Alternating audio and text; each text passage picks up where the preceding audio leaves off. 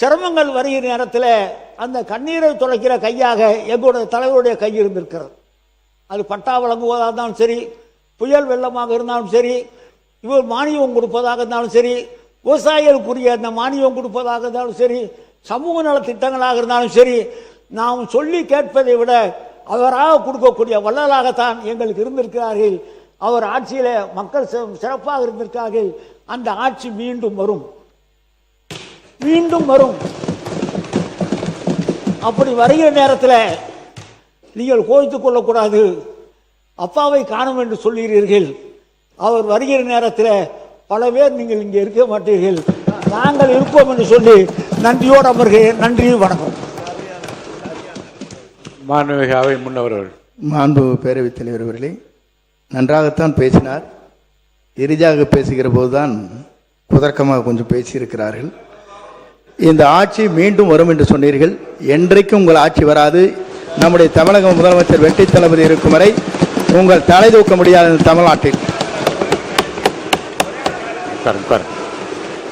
மாண்புமிகு முன்னாள் முதலமைச்சர் சொல்லுங்க.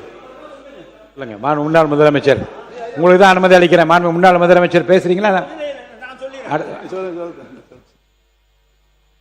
ஒரு சட்டமன்ற உறுப்பினரோடு திமுக இருந்த வரலாறு இந்த சட்டமன்றத்தில் உண்டு.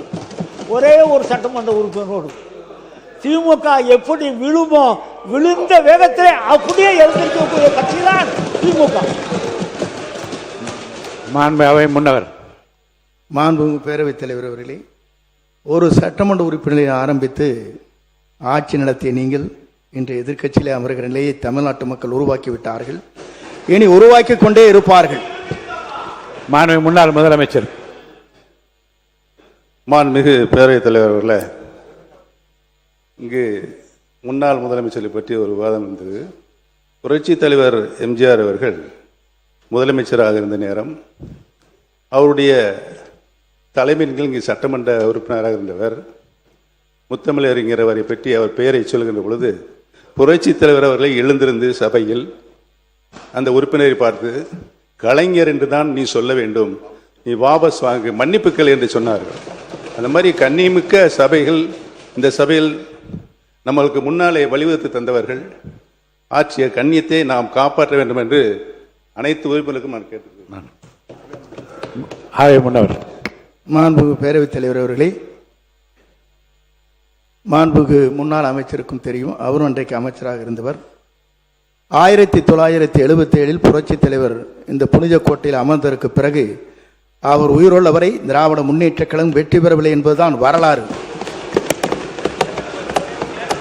மாண்பு உறுப்பினர் கவனத்திற்கு, மாண்பு உறுப்பினர் கவனத்துக்கு போதும்.